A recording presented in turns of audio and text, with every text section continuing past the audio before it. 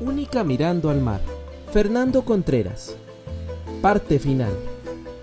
Si Mondolfo Moya Garro hubiera sabido que la basura de la GAM jamás iría a parar a Esparza, no habría caído en desesperación, ni habría ideado la estrategia de presión que propuso a los más de 400 buzos del precario. Una marcha pacífica. Claro, a casa presidencial. Habló con todos, los buscó de uno en uno y les explicó la situación. Recorrió tugurio por tugurio, les habló días de días durante la hora de la cena. Habló. Eso sí, todos se lavan bien los dientes antes de ir a hablar con el presidente. Única era una mujer sensata, enemiga de todo el sabrupto. La idea no terminaba de convencerla. ¿A mí también me van a llevar a hablar con el presidente? Claro que sí, bacán. Si no, ¿con quién te íbamos a dejar? El oso Carmuco prometió llevar sotana ese día. El viejo andaba con periódicos amarillentos que le servían de argumento para convencer a los de a bordo de dejar de ganarse el pan por ese día para caminar un par de kilómetros. Es un hombre raro, pero él dice que es para que no nos corran de aquí. Única andaba nerviosa con el asunto de la marcha. Las compañeras de buceo le preguntaban si ella iría. Si vos vas, yo voy. Habría alrededor de 50 buzos convencidos cuando Mondolfo anunció la marcha para el día siguiente. Las instrucciones fueron simples. Todo el mundo debía portarse bien. Ni una piedra, ni una palabrota. Todos tenían que darle la mano al señor presidente y saludarlo educadamente. Y vistiendo sus mejores galas, alrededor de 50 buzos se formaron en fila y bajaron la colina rumbo a casa presidencial. Señoras buzo con sus hijos buzos, hombres buzo, viejos buzo, alguno que otro perro que se asomaba por tramos a la marcha, y la gente común y corriente viendo aquel espectáculo inverosímil, aquella marcha como de leprosos medievales que interrumpía el tránsito y lesionaba la libertad de los conductores. El oso Carmuco bailoteando como la giganta de los payasos, con la cabeza de lado y los brazos caídos, y los buzos en medio de la más ingenua felicidad cantando "La mar estaba serena". Coro, con A. La mar estaba sarana, sarana estaba la mar estaba sarana, sarana estaba la mar. Don Mondolfo Moya Garro encabezaba la marcha. Pocas veces en su vida había estado tan contento, tan seguro de haber dado con la solución de un problema. Coro, con E. Lemer esteve serene, serene esteve lemer. Lemer esteve serene, serene esteve lemer. Única llevaba al bacán de la mano y él iba saludando a la gente a su paso. La Llorona no sabía en qué la habían involucrado, pero iba con su muñeco a la espalda y su mirada perdida, al lado de Única. Coro con I. Limiris tibi sirini, sirinis tibi limir. Limiris tibi sirini, sirinis tibi limir. Nadie entendía lo que estaba pasando. Los conductores entraban en furia y sonaban las bocinas. Los peatones se detenían a ver aquel desfile de gente desechada, y más de uno pensó que se trataba de actores jodiendo la vida de puro gusto. Coro con O. Lo moro stobo sorono, sorono stobo lo mor stobo sorono, sorono stobo lo mor. La marcha de pobreza bajó por San Antonio de Desamparados, inundó San Francisco de los Ríos y amenazaba con llegar a Zapote antes del mediodía, porque cuando se acumula la miseria y alcanza la cúspide, no queda sino esperar a que se derrame sobre el resto de la sociedad. Coro, con U. Lumurus tubu surunu, surunus tubu lumur. Lumurus tu surunu, surunus tu lumur. De camino, más buzos se les unían sin preguntar ni a dónde iban ni para qué. Con precaución la gente les daba paso y los conductores reprimían las ganas de pasarles por encima. Los dueños de los establecimientos comerciales con puertas a la calle mandaban a cerrar mientras pasaba el insólito desfile. Pero a eso de 3 kilómetros de la meta, una radiopatrulla los alcanzó y llegó hasta la cabeza, donde interrogó a Mondolfo. Sí, a hablar con el presidente. Los policías vieron a un grupo de harapientos. Vieron la determinación de su líder de llevar a aquello hasta las últimas consecuencias y, fieles a su instinto, los guardianes del orden dieron parte a casa presidencial. En un abrir y cerrar de portones, la fuerza pública ya había acordonado el objetivo. Los buzos seguían cantando por media calle con una fila de carros a sus espaldas, probablemente pensando que nunca se habían divertido tanto. Estamos desarmados, queremos hablar con el presidente. El uniformado, con Mondolfo enfrente exigiendo la presencia presidencial, tomó su intercomunicador y habló en clave. Dictaba números y a Mondolfo le pareció que estaba repasando las tablas de multiplicar. El presidente está muy ocupado. Les pide que vuelvan a sus casas y que él promete ir a visitarlos apenas tenga tiempo. Dígale con todo respeto que de aquí no nos vamos, que venga a hablar con nosotros. De nuevo el radio, de nuevo las claves. 2 y 2 son 4, 4, 4 y 2 son 6, 6 y 2 son 8 y 8 16, cambio. Entendido, fuera. Como iluminados por el espíritu Rambo, los policías no tardaron en encontrar la forma más efectiva para deshacerse de aquel puño de zorrillos apestosos, antes de que su almizcle se impregnara para siempre en la casa de la presidencia. De jurásica manera, el tanque bomba hizo su aparición, 25 metros desde su punto más elevado. Los buzos quedaron boquiabiertos, petrificados, viendo a una distancia de cerca de media cuadra cómo aquel animal antidiluviano avanzaba hacia ellos. Empezaron a aplaudir porque pensaron que ahí venía el presidente. Detrás del tanque bomba, el incondicional camión cisterna. El dinosaurio irguió su manguera y eyaculó un excitante chorro de agua fría que dejó a los buzos empapados de pies a cabeza. Hubo más gritos y porras y aplaudieron con más ganas. Estaban realmente impresionados de la manera en que el presidente los recibía. Se sentían conmovidos, privilegiados y querían acercarse. El hombre de los números volvió a cantar la lotería y una nueva descarga barrió con los pobres de la tierra. A tan corta distancia los buzos rodaron por el suelo y el golpe de agua dejó sin aire a más de uno. Se desconcertaron. Única no sabía qué había sido del bacán hasta que lo encontró sentado en la calle llorando. El chorro lo había alcanzado con fuerza. El oso carmuco se revolcaba al lado tratando de desembarazarse del peso de su sotana empapada. Su Biblia había salido disparada y nunca más volvió a saber de ella. Momboñombo, esto no me gusta. Vea lo que le hicieron al chiquito.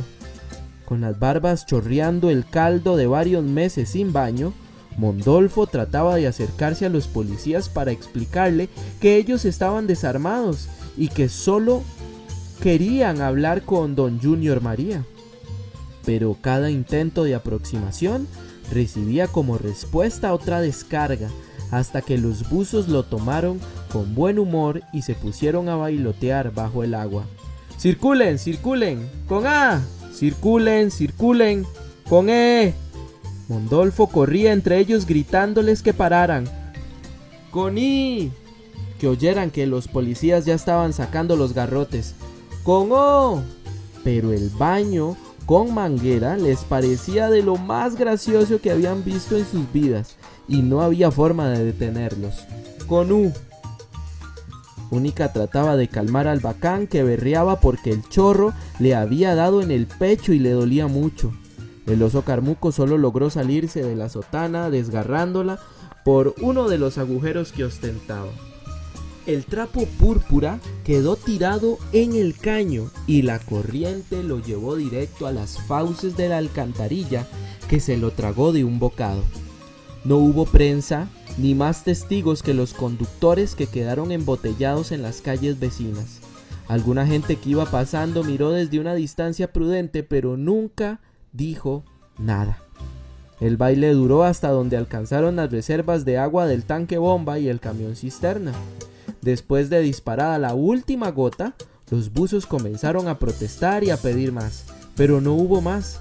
Dieron por terminada la fiesta y tomaron el camino a casa mojados hasta el tuétano de los huesos a eso de media tarde. La visita había sido un fracaso, pero solo Mondolfo y Única lo veían así. Mondolfo iba derrotado, directo a la basura, como 6 meses atrás. Todos los demás iban contentos, con ganas de volver a jugar con el presidente otro día. El bacán iba con un ataque de asma terrible. Se secaron de camino. Un par de horas que les tomó volver al botadero los dejaron tan cansados que ni pensaron en preparar algo para cenar. Todos fueron directo a sus cartones. No deja de toser el chiquito. El bacán se revolcaba de fiebre y tosía y se quejaba. Única, hay que hacer algo, ese muchacho está muy enfermo, nunca lo había visto así. Él se me pone así con la gripe y con esa empapada que le dieron. Contra todos los pronósticos, el sol alumbró el precario al día siguiente y los buzos salieron a trabajar como de costumbre. El oso Carmuco llegó temprano a casa de Única y encontró un cuadro lamentable. Ni Única ni Mondolfo habían pegado un ojo en toda la noche. El bacán seguía temblando y tosiendo por más que le calentaban el pecho y le friccionaban la nuca con alcohol. El muchacho se fue quedando dormido conforme calentó la mañana. Sus padres aprovecharon para prepararse el desayuno.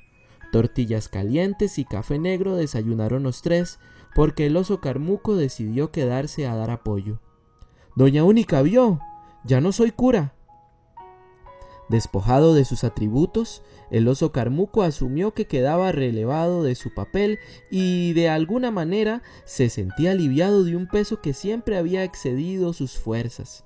Única se lamentaba de no haber sido más responsable y no solo no asistir a la marcha, sino más bien de no haberla evitado.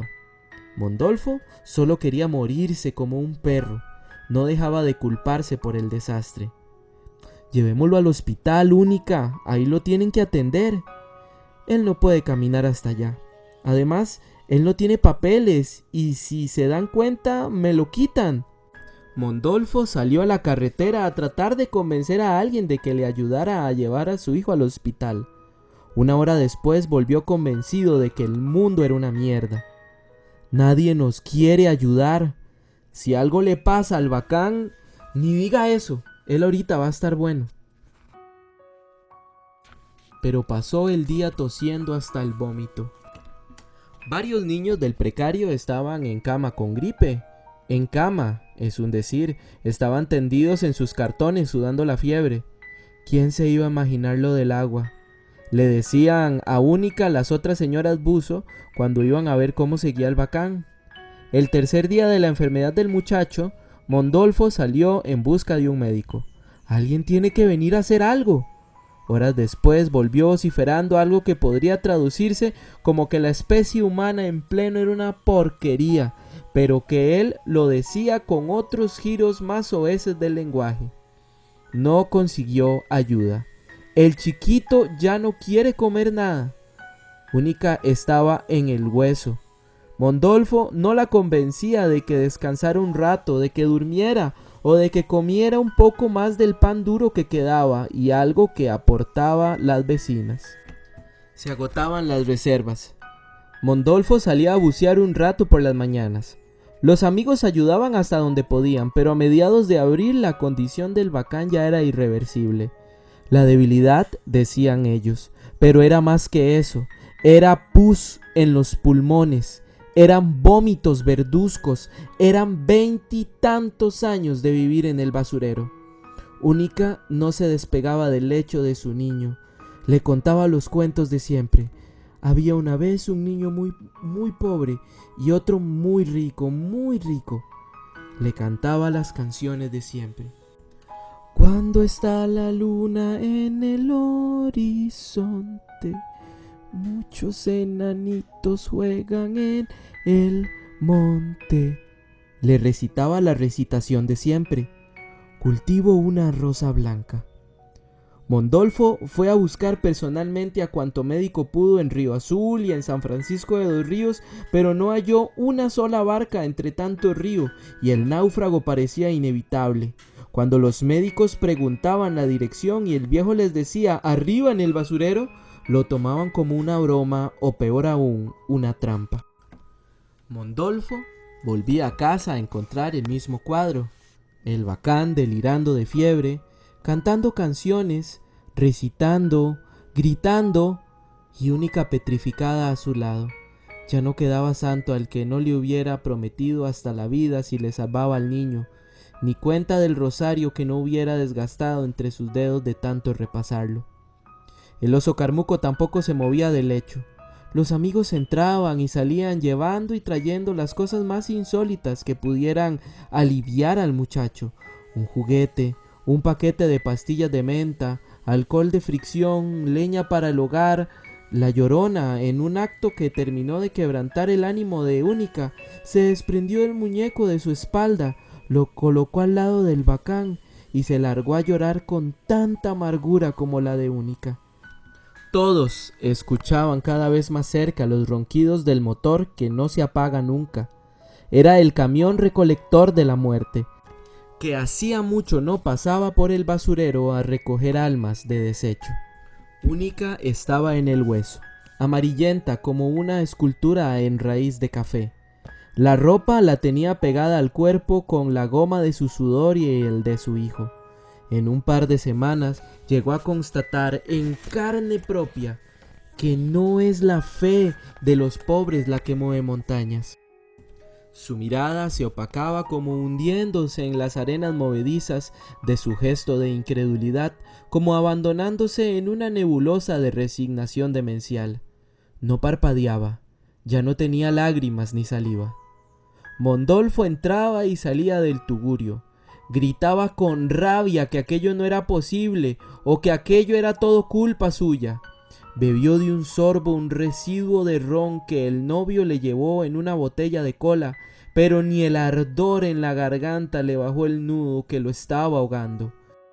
Y en medio del naufragio de la especie humana, el bacán se fue calmando poco a poco. El pleito de gatos que le sonaba en el pecho firmó la paz, y el muchacho murió ante la mirada hueca de sus padres. Mondolfo lloraba como una hiena y se rasguñaba la cara, pero Única estaba inmóvil, ajena a los llantos de su marido, a los llantos de sus amigos. «No hay justicia, Única, por Dios, no hay justicia», gruñó Mondolfo entre ahogos. «Sí hay», fue lo último que murmuró ella, «pero está sin hacer». Unas señoras buzo afeitaron la cara del bacán y la iluminaron un poco con colorete. Toda la noche la comunidad de los buzos veló el cadáver y fue velado también el hijo de la Llorona, ahogado entre la basura y tragado por el basurero, como no se pudo hacer entonces. Un cuerpo al lado del otro, extendidos exánimes en el catre, unas velas alrededor, llantos, rezos y lloros. Café fuerte donado por todo aquel que tuviera un poco. Una noche calma, mar adentro, en la basura. Un crucifijo reciclado en la cabecera, un sol de harapos para empezar el peor de los días después de la peor de las noches. Con los primeros rayos, el cuerpo del bacán fue llevado al centro del botadero y tendido directamente en el suelo. Sobre su pecho reposaba el cadáver del muñeco de la Llorona. Única pasó su mano derrotada por la cara de su hijo. La Llorona tocó la cara del muñeco, y todos vieron sin asombro cómo el basurero comenzaba a tragárselos muy lentamente. Los cadáveres se hundían suavemente entre la tierra y la basura como en arenas movedizas.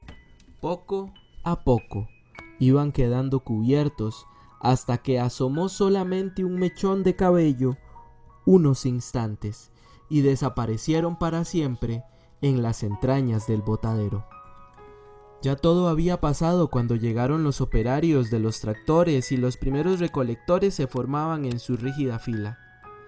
La Llorona lloraba bajito, sin gritos ni ahogos, y así bajó la colina, inadvertida, y se perdió llorando por las márgenes del río Azul, y no volvió más. Única volvió a casa guiada por Mondolfo. En un par de semanas habían envejecido años. Caminaban con dificultad. Ella guardaba un silencio impenetrable. Él lloraba para adentro. Los días se les pegaron en una sola tira, indiferenciándolos, idénticos, interminables. Única solo bebía agua de azúcar que Mondolfo le daba en cucharaditas. ¿No te me murás vos también, viejita? No volvió él a leer un diario el resto de su vida. No se enteró de que la comunidad de Río Azul había extendido el plazo fijado con el gobierno para darle tiempo al nuevo botadero de Esparza. Come un poquito, mira, es puré de malanga. Ni se dio cuenta tampoco de que el botadero de Esparza no se construiría nunca. No se enteró de que la universidad había realizado un verdadero estudio de impacto ambiental donde demostraba que la finca de Cabezas de Esparza no era el hueco que decía el gobierno, sino, muy por el contrario, un punto clave donde se encuentran las aguas marinas superficiales del estero Mero, con las aguas subterráneas y las que recolecta el sistema de drenaje de la quebrada Barbudal. Decime algo, viejita, lo que sea, decime que yo tuve la culpa. Pero a Mondolfo ya no le importaba si el gobierno cerraba el basurero, ni si Dios cerraba el universo. Agotadas las reservas, Mondolfo volvió a bucear. Buceaba rabiosamente la mañana entera y regresaba a casa a encontrar a Única sumida en su caparazón. Entonces él le hablaba, le contaba su mañana de trabajo, las anécdotas, las chispas del oficio, sin respuesta, sin una mirada siquiera de dónde colgar una flaca esperanza. Vos me salvaste, Única, y ahora no me dejas salvarte a vos. Todo era mentira. Protestaba Mondolfo, lejos de entender que cualquier cosa podría él reclamarle a ella, menos la mentira que había construido día a día a lo largo de 20 años o más, porque esa había sido su obra maestra, llevarse con ella al basurero la tradición familiar, las buenas costumbres, el horario de las comidas, el rosario del Viernes Santo. ¡Qué locura, por Dios! Cocinar desperdicios en el fogón para alimentar a un montón de pobres que casi no aportaban más que la maldición de su hambre. ¡Qué locura, por todos los diablos! Celebrar el 15 de septiembre como si en la miseria se distinguieran esclavitud e independencia. Pero toda la creación del mundo de Única, en ese séptimo día de aquella segunda semana, se había desmoronado hasta los cimientos. Mondolfo le hablaba entre ahogos y un llanto seco que le alborotaba el asma, hablaba con toda su biografía atorada en la garganta, mientras Única, como una muñequita de trapo, respiraba por inercia suspendida en su absurdo. La puerta se abrió de un empujón. La luz se estrelló en las pupilas de Mondolfo. Era don Retana, que había arrastrado hasta el tugurio de Única sus 85 años. Su descomunal artritis y la tristeza de no haberse enterado de la desgracia sino hasta entonces.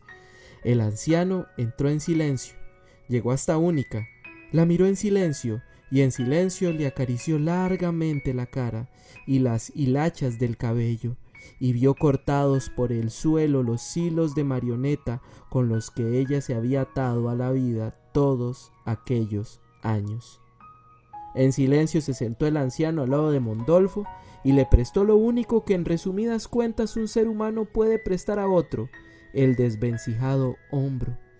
Mondolfo terminó de llorar ahí lo que le quedaba en las reservas del dolor.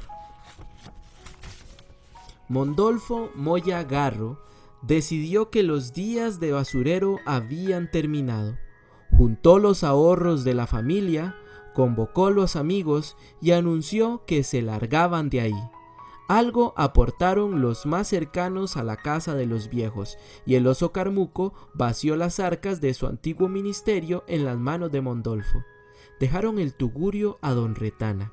El catre le depararía muy pronto una muerte más digna que los cartones sobre el suelo.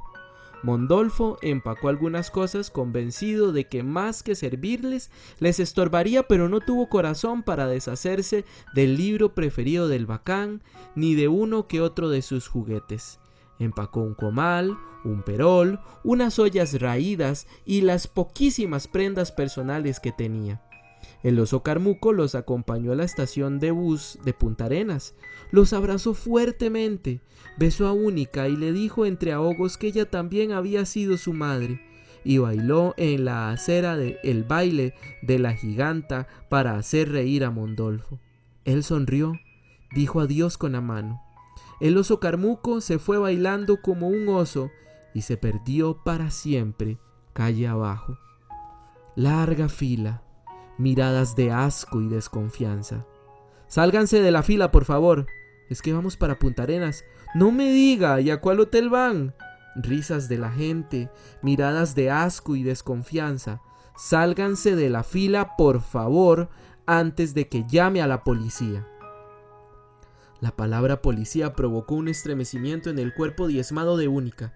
Mondolfo experimentó el milagro de la licuefacción de la rabia en sus ojos y en una última prudencia se tragó lo que le iba a escupir en la cara al tipo de la boletería que se había tomado la molestia de abandonar su puesto para echarlos de la fila.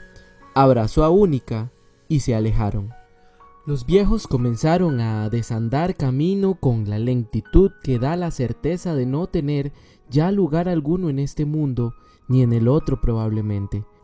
Caminaron de la estación de Punta Arenas hasta el Parque de la Merced y se sentaron en un poyo con vista a la avenida Segunda. Ya llegamos, viejita. ¿Te gusta Punta Arenas? Mondolfo acomodó lo mejor que pudo a su mujer en el poyo de cemento. Se sentó a su lado. Las cosas las puso debajo, directamente en el suelo, y se entregaron de lleno a contemplar el mar. ¿Te gusta el ruido del mar, Única? El gesto de ella no se movió de donde estaba. Él tomó en su mano la cara de ella y le apuntó la mirada al mar, pero el mar le quedaba pequeño, no se ajustaba al tamaño de su dolor. Mira los barquitos allá, cómo se mecen. Era mediodía. No almorzaron ni se movieron de donde habían encallado. Tampoco cenaron. Él logró que ella bebiera unos sorbos de agua de azúcar que traía en una botella. Después él bebió y guardó para más tarde. Ya oscureciendo, se envolvieron en sus gangoches y la tarde se les vino encima sin que lo notaran. Única había cerrado los ojos por primera vez en varios días y él sintió un alivio. Entre el ruido de los escapes, los motores del mar de la avenida Segunda y el cansancio, los viejos se durmieron. Temprano, casi de madrugada, Mondolfo despertó con su acostumbrado sobresalto. Única ya había abierto los ojos, pero no daba muestras ni de haber dormido, ni de haber velado, ni de nada. Mondolfo recogió los gangoches, acomodó el motete al lado de ella y salió en busca de algo para desayunar. Volvió al rato con unos bollos de pan untado de jalea. Única seguía inamovible en su caparazón. Casi de borona en borona él logró que ella se tragara un bollo. Café no hubo esa mañana, ni nunca más. El mar se revolcaba como movido por tractores invisibles. Contra la luz, las gaviotas se veían negras. La playa de asfalto parecía de arena en la inútil descripción de Mondolfo. La gente entre las olas de autos le recordaba a sus amigos. El aire era más fresco que en el basurero, pero de eso él ya no se percataría nunca más. Los ahorros alcanzarían a lo sumo para una semana de pan con jalea. 3 días de mirar al mar tardó Mondolfo en convencerse de que la situación no cambiaría. Pero a la mañana del cuarto, el viejo acertó a robarse una rosa de un puesto del mercado central. Después del precario desayuno, puso la rosa en manos de Única, la llevó a la orilla del caño y le enseñó a deshojarla despacito y a ir tirando uno por uno los pétalos a las olas, uno por uno, sin tirar el otro hasta que el anterior no hubiera desaparecido. Así, hasta desnudar completamente el botón, arrojarlo con su tallo y mirarlo alejarse flotando, hasta desaparecer también entre las fauces de la alcantarilla. Después del ritual, de vuelta al poyo a mirar al mar. Agotadas las arcas, Mondolfo vio la hora de volver a ejercer el último oficio que había aprendido en la vida. Acomodó a Única lo mejor que pudo, tomó una bolsa de tela y comenzó a recoger las playas de cemento, a bucear en los alrededores del mercado y por las calles. Al final de la jornada, regresó con la bolsa llena. El mundo está lleno de basura. Vivir del buceo en tierra firme no era un problema. La verdadera desgracia era ver a Única enconchada en su duelo, ausente, ajena a todo movimiento a su alrededor. Solo se dejaba levantar de su puesto temprano cada mañana para el deshoje ritual de su rosa. La misma cada día para ella, pero robada siempre de distintas floristerías. El minúsculo mar del caño aceptaba el sacrificio y engullía los pétalos como tragándose el sufrimiento, seguro de digerirlo, como había hecho siempre el viejo mar desde que la humanidad inventó el dolor. Mondolfo confiaba en que las olas le devolverían a Única, que le restaurarían su alma de celofán y pondrían en sus ojos un intento de mirada. Por eso no dejaba de hablar y hablar de la espuma y de los barcos, de los pescadores y de las puestas de sol. Mira qué fila de pelícanos, Única, allá, entre las palmeras, mira la gente bañándose. En la costa este, la Catedral de la Merced parecía un naufragio. En la costa oeste, el Hospital San Juan de Dios parecía un pesquero. El mar cabía entero en la boca de Mondolfo Moya Garro, y entero se lo vaciaba a Única al oído. Aquellas son gaviotas, viejita, y señalaba con su mano temblorosa las palomas de Castilla que inundaban al parque. El paisaje los había engullido. Una vez alojados en su poyo de cemento, se habían vuelto invisibles entre el humo de los escapes, las bocinas inclementes y el resto de la comunidad del parque, donde un par de viejitos indigentes nada sumaban ni restaban. ¿Qué vamos a hacer cuando vuelvan las lluvias? Marea alta de 6:30 de la mañana hasta eso de las 9, hora pico, cientos de autos, miles de personas en todas las direcciones. Marea baja a eso de media mañana. Todo tipo de transacciones informales se llevaban a cabo por los senderos del parque. De cuando en cuando una pareja de policías pasaba frente a los viejos y los miraba de reojo. Mondolfo se inquietaba. Única ya era incapaz de percibir el entorno. Mondolfo buceaba por las calles cercanas. Hablaba solo. Cruzaba de una acera a la de enfrente. Se le atravesaba los autos, entraba a una tienda en donde lo echaban de inmediato, pedía fiado en los tramos de los vendedores ambulantes donde conseguía de cuando en cuando alguna fruta pasada de madura o la recogía de la calle. En fin, se ganaba su sustento y el de su compañera. Entonces, sin las preguntas ni las inquietudes de antes. ¿Por qué? ¿Para qué? Y todas aquellas exquisiteces existenciales que se permitía cuando era pobre, cuando vivía bajo un techo en el basurero. Este olor a pescado, Única. Lo corrían de las floristerías a gritos y amenazas. Entonces empezó a recoger cuanta flor hallaba entre los desechos de los tramos del mercado. Lo hacía porque se había habituado a hacerlo, nada más. Y ya no porque esperara que a golpe de pétalos contra las olas del caño, Única esbozara en su rostro algo cercano a una sonrisa, algo que se le pareciera, y no la vana alegría de Mondolfo cuando la veía y juraba haber visto un atisbo de vida en su cara, un brillo fugaz que no dejaba a Estela, que se desdibujaba, que se le iba como una vaga nube de la playa de sus dientes postizos. San José, 21 de noviembre de 2009.